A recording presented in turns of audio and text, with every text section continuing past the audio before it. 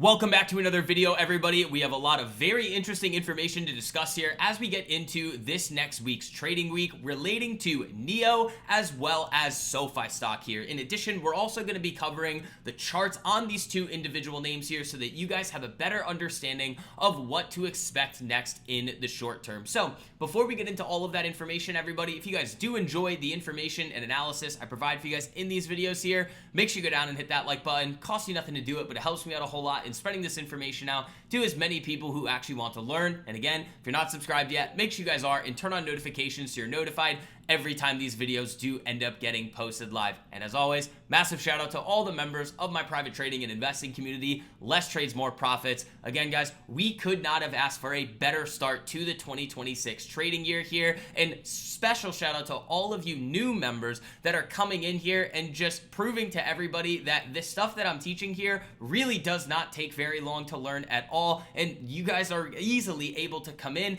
and nail the best setups in the market very consistently here with really taking no time out of your day in order to accomplish that. So for those of you guys that are interested in taking full advantage of everything the market has to offer in 2026 and becoming self-sufficient, make sure you guys check out that link down below. Use code January to get your first month for only $1 a day to be able to have a shot at becoming our next massive success story here. But let's get into first some of this information surrounding SoFi here. So there was a report this week that Donald Trump urges credit card companies to slash interest rates to 10% for 1 year. Now, this is a very, very hot topic right now. We are seeing a lot of comments on either side of the argument here. Again, those in support of slashing interest rates to 10% for 1 year are citing things like, well, credit card debt is starting to get out of hand. This might be something that can help consumers here. And on the other side, what some of the,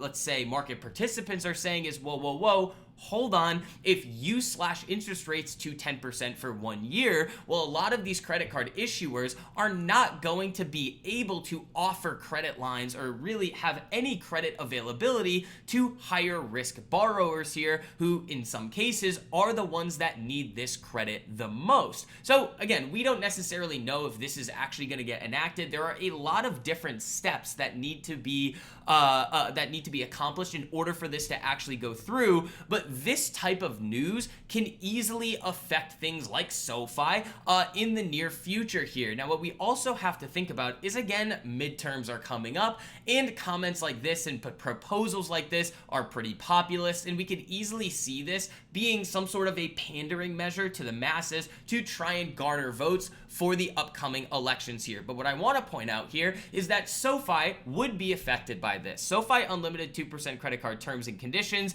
annual percentage APR for purchases, again, 18.5 to 28.99% based on your credit worthiness. So a policy such as this can absolutely affect SoFi's ability to generate revenues in their credit card segment in the short term here. Now, the next question is, well, how much would this affect SoFi's actual headline revenues in overall business? Now, SoFi doesn't actually report the interest income earned from credit cards specifically in their financial statements. Again, a lot of their interest income is actually coming from deposits on the SoFi platform, but something they do report, and this is important to note here too, is something called interchange fees. In addition to our loan platform business, SoFi continued to see healthy growth in interchange fee revenue in the third quarter, up 55% year over year as a result of nearly $20 billion in total annualized spend in the quarter across SoFi Money and credit card. Now, these fees are paid to SoFi by merchants here. So those fees are going to increase through more volume across the board using credit cards and other products that SoFi offers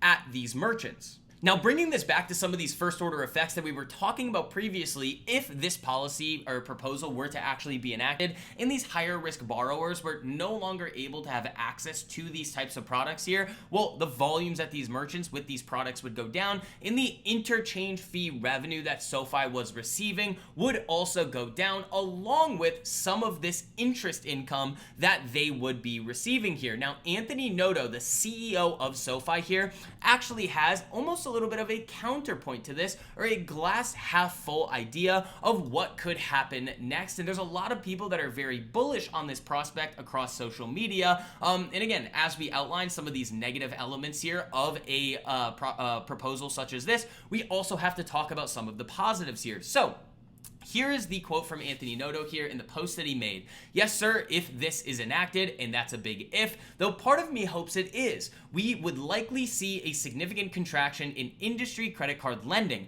Credit card issuers simply won't be able to sustain profitability at a 10% rate cap. Consumers, however, will still need access to credit. This creates a large void, one that SoFi personal loans are well positioned to fill. I've long believed many consumers are disadvantaged by high reward credit cards. They know who they are, only to end up carrying tens of thousands of dollars in balances at 20 to 30% APRs. In many cases, those balances are effectively interest only and can persist indefinitely. By contrast, a SoFi personal loan at 9 to 13% offers a lower rate with a fully amortizing structure that actually pays the balance down. If credit card lending contracts, SoFi can step in to offer borrowers a more transparent, lower cost alternative to revolving debt. We could also expand to a larger target market and appropriate rates with still great returns. This dynamic would also materially simplify marketing.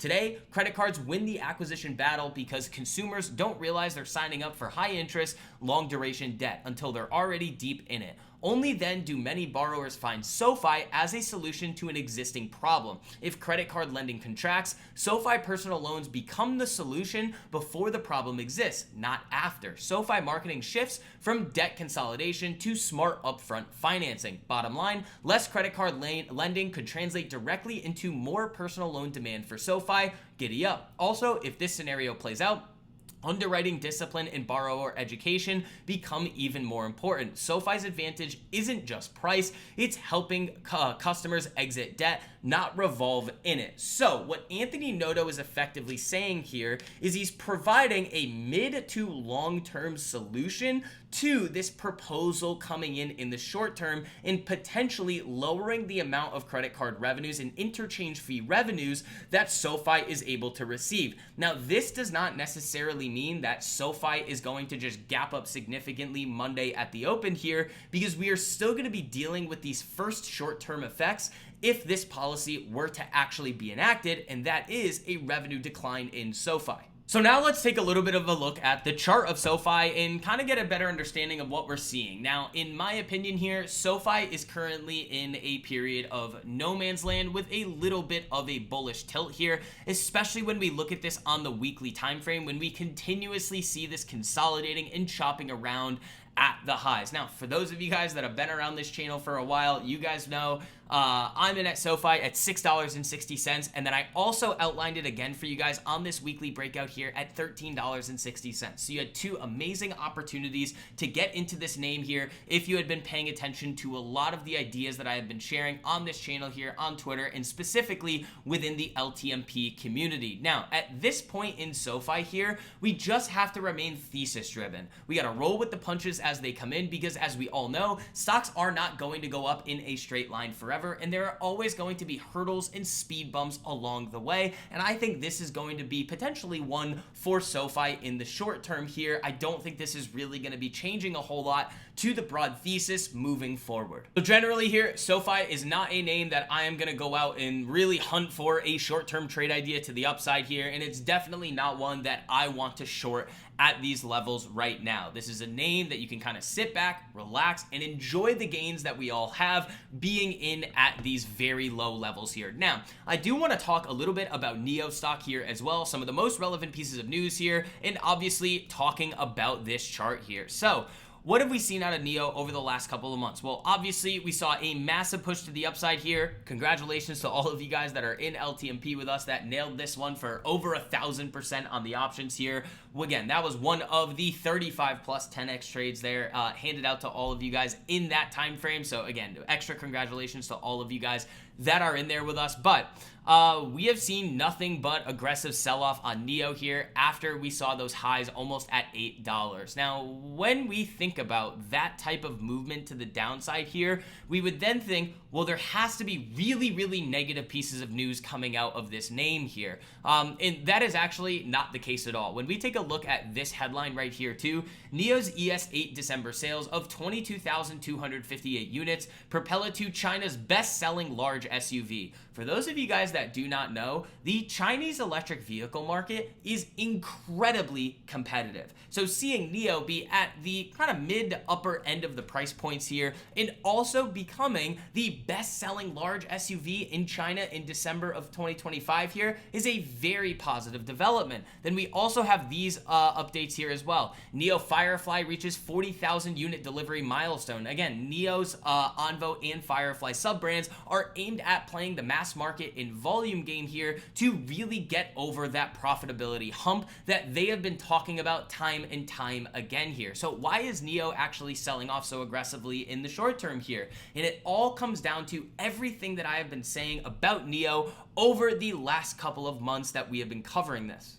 At the end of the day, it all comes down to whether or not Nio is able to hit those profit target goals that they have outlined to shareholders over the last couple of years. The stock can move up, the stock can move down. Again, when I bought this one at $4.55, I did tell you guys I was going to be very thesis driven with this one. It doesn't necessarily matter to me what price does in the short term here. What matters is if they are able to execute on these goals or not. Now, I want you guys to think about just kind of investing in the market here from a little bit of a different perspective. And this is something that we see happen time and time again. Now, this is a big if here, because again, Nio is more on the higher risk side. And if they are able to execute on these goals here, they could see a very significant re-rating higher to $15, $20, $25 a share. If we are to see Nio make these types of moves here, there is a very common theme in the market that we have seen time and time again. Palantir is a great example of this, where amazing news is going to keep continuously coming out on an individual name, and the market is just not going to appreciate that until they get that complete 110% confirmation that this thing is actually ready to go. And that is kind of the phase that we are in right now with a company like Nio. When we come over and take a look at their earnings estimates going for this next quarter here, or the last quarter, and they're going to come and report in the near future here in the middle of March. Well, they are projected right now at a 0 EPS, when EPS in the past year has been projected in the negative, and we had 2 beats in the last 2 quarters here. So if Nio beats earnings at all and these estimates hold here, we easily could see significant amounts of capital starting to rotate into a name like this. But it all depends on whether or not they are able to hit these goals. Too many investors here are really looking at Nio in a way that I don't think is actually realistic. I've seen a lot of this in the comment section: Nio to 100, Nio to 50, and all of these different wild price targets with really nothing to back it up. If we are able to see Nio hit these profitability targets here and we see a re-rating higher, we then need to look at what the next couple of quarters are going to look like financially to get a better understanding of where this stock could go. We can't just throw out willy-nilly price targets here and operate in an echo chamber of to-the-moon nonsense that, again, as you guys have seen time and time again, never works out. We have to be very thesis-driven in our approach to the market and very realistic about our approach to names, especially something that is a little bit more on the higher risk side like Nio. Now, I know a lot of you guys aren't going to like this. To be honest with you, I don't really care, because that is the reality of the market, and we always have to be operating within that reality unless we want to go out and lose tons of money.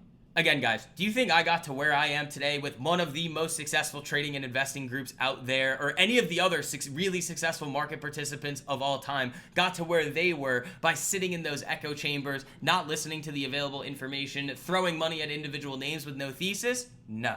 we have to make sure that we are operating in the market in the most intelligent and efficient way possible here. So that is going to wrap up this video, guys. If you guys did enjoy the information and analysis that I provided for you guys in this one, make sure you go down and hit that like button. It costs you nothing to do it, but it helps me out a whole lot in spreading this information out to as many people who actually want to learn. And again, if you're not subscribed yet, make sure you guys are, and turn on notifications so you're notified every time these videos do end up getting posted live. But until next time, guys, I will see you.